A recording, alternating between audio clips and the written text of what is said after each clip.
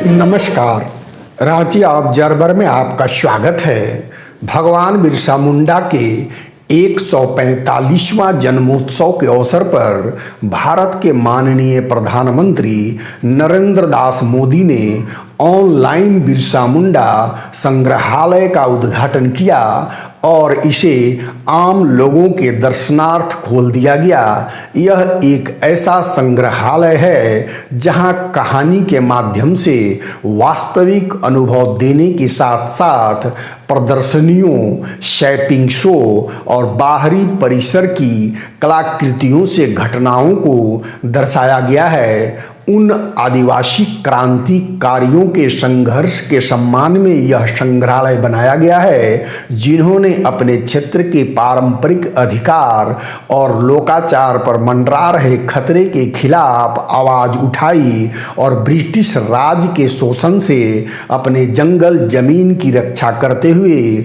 शहीद हो गए। रांची का यह पुराना जेल, जो उस औपनिवेशिक शोषण के प्रतीक के रूप में मौजूद था, उसी जगह बना यह संग्रहालय अपनी मिट्टी के उन वीर सपूतों और वीरांगनाओं को श्रद्धांजलि अर्पित करता है, जिन्होंने अपनी मातृभूमि की रक्षा के लिए संघर्ष करते हुए अपना बलिदान दिया। इस केंद्रीय कारागार में न जाने कितने कैदी किसी समय अपने कष्टमय जीवन व्यतीत किए। उनकी चीखें, आंसू, आर्तनाद, रुदन इन ऊंची दीवारों के बाहर नहीं निकल पाती थी। न जाने कितने कैदी अपनी अंतिम सांस इसी कैद खाने में ली और दम तोड़ चुके।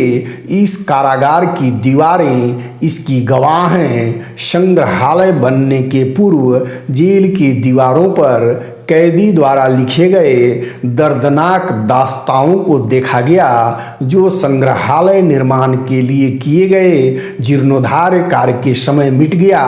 परंतु आप यहाँ आज भी 5 मिनट शांत होकर बैठ जाएं, उन कैदियों के दर्द का एहसास कर पाएंगे। आप अंदाजा लगाएं कि इसी जेल के अंदर धरती आबा बिरसा मुंडा अपनी जवानी के काल में बंद थे। उन्हें 3 फरवरी 1900 को चक्रधरपुर के जमकोपाई जंगल से अंग्रेजों ने गिरफ्तार कर लिया।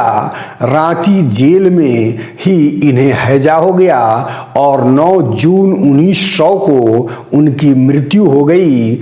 बिरसा मुंडा संग्रहालय परिसर में जिस कक्ष में बिरसा मुंडा की मृत्यु हुई थी, वहीं उनका प्रतिमा स्थापित की गई है तथा जेल के मध्य भाग प्रांगण में जतरा टाना भगत, गया मुंडा, दिया किशुन, नीलांबर पीतांबर, सीधो कानू, तेलंगा खड़िया, भागीरथ मांझी, पोटो हो, वीर बुद्धू भगत, गंगा नारायण सिंह जैसे महापुरुष की प्रतिमा यहाँ लगाई गई है। साथ ही प्रतिमा के बगल में उनके जीवन के महत्वपूर्ण जानकारी लिखी गई है।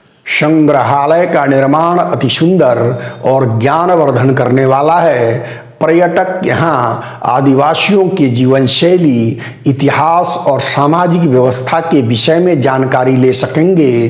संग्रहालय का प्लानकर्ता से एक चूक हो गई, या कहें उनकी यह अदूरदर्शिता को यह दर्शाता है। वाहन पड़ाव का यहाँ नहीं होना। यदि आप संग्रहालय आएं तो आपको सड़क पर अपनी वाहन खड़ी करनी पड़ेगी, जबकि परिसर के अंदर पर्याप्त स्थान है। संग्रहालय परिसर के अंदर ही वाहन पड़ाव की व्यवस्था होनी चाहिए।